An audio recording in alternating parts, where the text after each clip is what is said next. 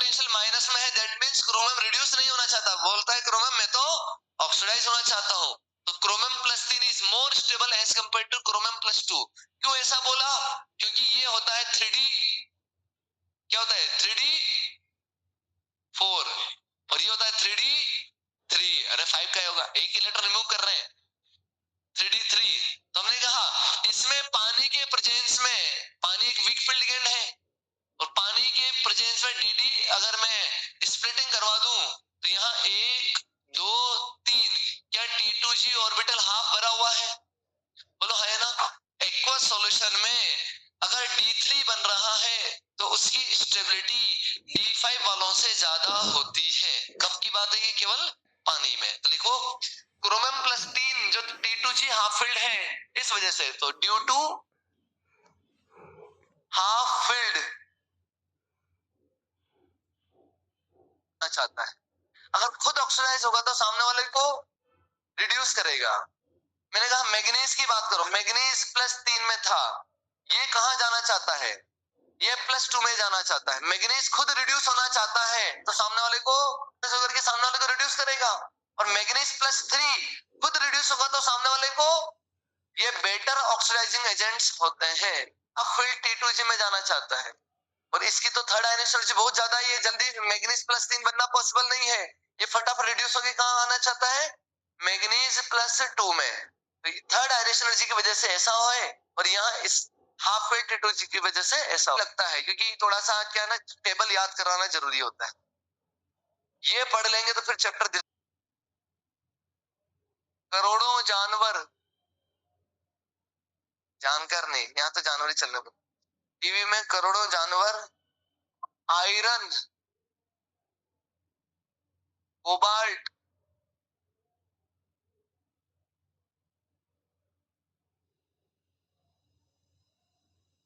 Cobalt निकालकर copper को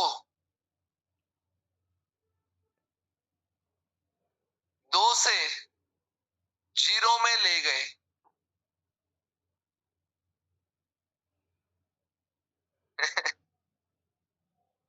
TV में करोड़ों जानवर आयरन कोबाल्ट निकालकर कॉपर को 2 से 0 में ले गए।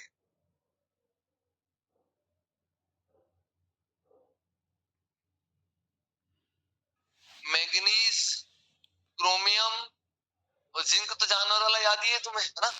हाँ। फिर उसके बाद हमारे पास आयरन, कोबाल्ट, निकल,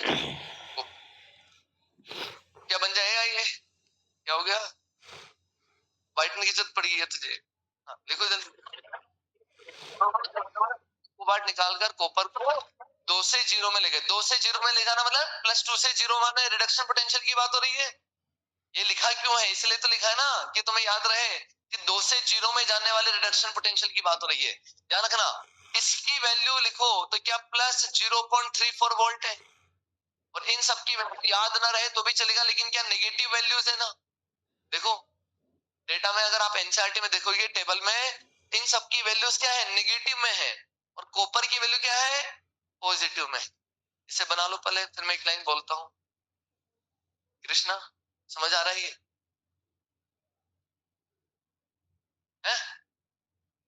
मैग्नीज और दिया रिडक्शन पोटेंशियल की बात हो रही है।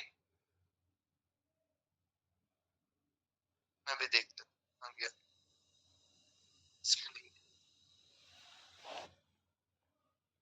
अच्छा, अपना जो प्रिंट है ना, इस प्रिंट में जिंक की जो वैल्यू है वो 0.76 प्लस में दिया है, वो माइनस लगाना भूल गए। टाइपराइटर ने माइनस लगाना भूल गए तो आप लगा दो। जो टेबल हमने दी है उसमें पेज नंबर 3 में 4 के साथ या डाइल्यूट एसिड के साथ H2 गैस रिलीज नहीं करेगा। पता है सभी को?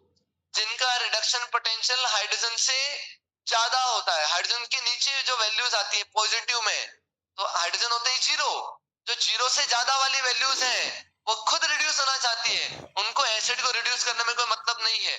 तो हम बोलेंगे जो हाइड्रोजन से नीचे वाले एलिमेंट्स होते हैं वो डाइल्यूट एसिड के प्रेजेंस में गैस रिलीज नहीं करते। लेकिन ये जितने भी है कॉपर के अलावा निकल तक के सारे एलिमेंट, क्या अगर इनको डाइल्यूट एसिड में डाला क्या ये H2 गैस रिलीज करेंगे?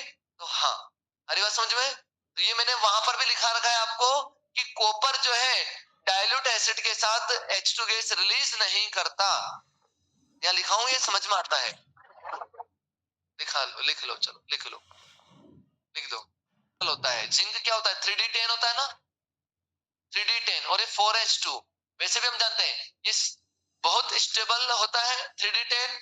ये जो 2 इलेक्ट्रॉन है, ये 2 इलेक्ट्रॉन ही बॉन्ड बनाने में जा पाते हैं। बाकी जो डी के 10 इलेक्ट्रॉन है, ये बॉन्ड बनाने में पार्टिसिपेट नहीं करते। क्योंकि ये बॉन्ड बनाने में पार्टिसिपेट नहीं करते, 2 इलेक्ट्रॉन से ही बॉन्ड बन रहा है, इसके मेटलिक बॉन्ड बहुत वीक होते हैं। मेटलिक बॉन्ड बहुत वीक है, इसलिए इसकी एंथैल्पी ऑफ एटमाइजेशन बहुत लीस्ट होती है। तो लिख देना वहां ब्रैकेट में, due to filled d orbital, table के साइड में कहीं पर लिख देना, due to filled d orbital metallic bonds of zinc, metallic bonds of zinc are very less. Due to metallic bond बहुत वीक होते हैं। मिला सभी को? क्या बातें कर हर्ष, क्या बोल रहा है? क्या पूछते रहेंगे? सिलेबस हटा, इलेक्ट्रॉनिक कॉन्फ़िगरेशन पे आ जाएंगे। इलेक्ट्रॉनिक कॉन्फ़िगरेशन में क्या दिक्कत है? इनमें से कभी भी किसी का भी इलेक्ट्रॉनिक कॉन्फ़िगरेशन आपसे पूछा जा सकता है, सिंपल सा ही जाता है, देख लेना। आगे बात करेंगे, ये तो ठीक है, हो गया।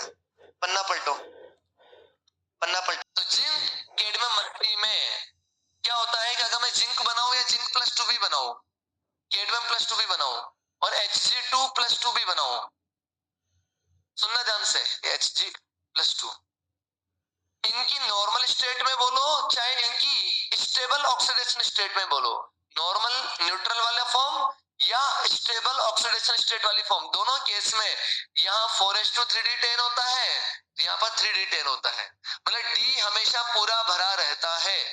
हमने ऐसा पढ़ रखा है क्या कि scandium, yttrium, lanthanum, titanium, zirconium, hafnium, इनमें तो ऊपर से नीचे जाने पर साइज बढ़ती है, बट यहाँ साइज बढ़ेगा फिर कांस्टेंट, ऐसे चलता रहेगा। जिंक, कैडमियम और मरकरी, इनमें भी रेडियस बढ़ती है बट ऑलमोस्ट कांस्टेंट हो जाती है। क्यों? क्योंकि यहाँ पर 14F ब्लॉक के एलिमेंट्स आते हैं और उन F ब्लॉक के एलिमेंट्स की वजह से इनकी जेड बहुत पावरफुल है, इनके न्यूक्लियस इतने पावरफुल है कि उस बड़े हुए साइज को पकड़ के खींचेंगे वापस से रिड्यूस हो जाएगा।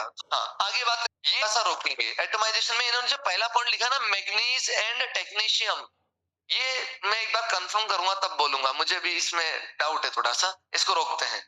आप पीछे आ जाओ, पीछे इसमें जो आएंगे 4th पॉइंट पे आ जाओ, एंथैल्पी। चलो एक काम करते हैं, enthalpy melting point, boiling point ज्यादा होगा कि मैंगनीज का ज्यादा होगा? मैंगनीज के पास 4H2 3D5 है, 5 अनपेड इलेक्ट्रॉन है और यहाँ पर तो सारे भरे हुए हैं। अगर मैं किसी और की बात करूं, कॉपर की, निकल की, तो सब इनसे ज्यादा ही होंगे। आता समझ में? आपने देखो क्या नीचे जो सीरीज है सबसे पहले वो 3D है, उससे ऊपर कौन सी सीरीज है? 4D, और उससे ऊपर कौन सी सीरीज है? 5D। आता समझ में? इसमें यहां पर दिया हुआ है कि जैसे जैसे टाइटेनियम, वेनेडियम, क्रोमियम पे जा रहे हैं, तो टाइटेनियम, वेनेडियम, क्रोमियम पे अनपेड इलेक्ट्रॉन्स बढ़ रहे थे, तो मेल्टिंग पॉइंट, बॉइलिंग पॉइंट भी बढ़ रहा था। लेकिन जैसे ही मैग्नीज पे आए, मैग्नीज के पास ये D5 जो इलेक्ट्रॉन है, ये तो हाफ फिल्ड हो गए, हाफ फील्ड हो गए तो ये बॉन्ड बनाने में पार्टिसिपेट नहीं कर पा रहा, इसलिए इसकी केवल 2 इलेक्ट्रॉन ही बॉन्ड बनाने में जा पाते हैं, और 2 इलेक्ट्रॉन बॉन्ड बनाने में जाएंगे, इनके मेल्टिंग पॉइंट क्या हो जाते हैं? डिक्रीज। तो इसने देखो डायग्राम सडनली कहां पहुंचा दिया? नीचे। मिला सभी को मेल्टिंग पॉइंट वर्सेस वो एटॉमिक नंबर वाला ग्राफ, जिसमें मैग्नीज सबसे नीचे है। ऐसे बात करें, टेक्नीशियम जस्ट वो भी नीचे है, बट टंगस्टन जो है वो सबसे कहां पहुंच गया? ऊपर। मतलब एक तरीके से ऐसा समझो कि 3D, 4D, 5D, जैसे जैसे अपन हायर एलिमेंट की तरफ जा रहे हैं, मोलर मास बढ़ रहा है, तो मोलर मास बढ़ने से मेल्टिंग पॉइंट, बॉइलिंग पॉइंट भी क्या होते हैं? बढ़ते हैं। वंडर वाल फोर्स बढ़ता है ना? अरे पढ़ा है कि नहीं पढ़ा? तो इसी तरीके से 3D सबसे नीचे है, 4D उससे ऊपर है और 5D सबसे ऊपर है। इसमें कुछ और पॉइंट्स हैं जो इस ग्राफ से ऊपर रिलेटेड है, तो मैं 1 बाय 1 लिखा रहा हूं। टंगस्टन लिखो, क्रोमियम, मोलिब्डेनम और tungsten. tungsten has maximum melting point, has maximum melting point in their THEIR, in their respective series,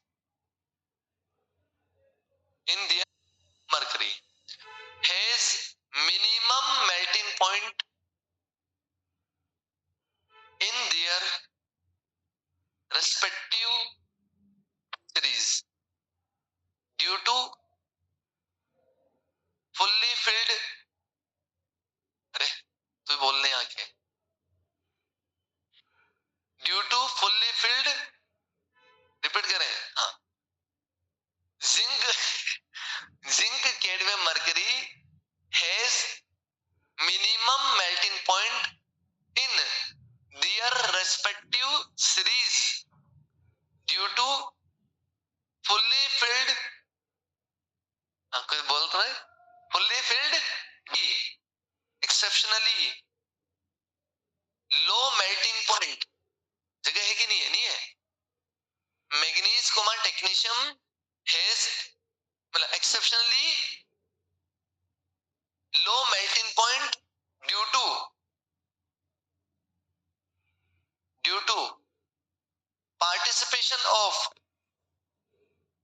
participation of two s electrons only, due to participation of two s electrons only, two s लगेगा, two या s लगेगा, two s electrons only, अभी मत लिख देना sir 2s नहीं बोल रहा मैं, s के दो इलेक्ट्रॉन है वो d5 वाले ऑर्बिटल बॉन्ड बनाने में नहीं जा पा रहे हैं, क्यों नहीं जा पा रहे हैं, क्योंकि d5 is half filled orbital that is more stable due to high exchange energy.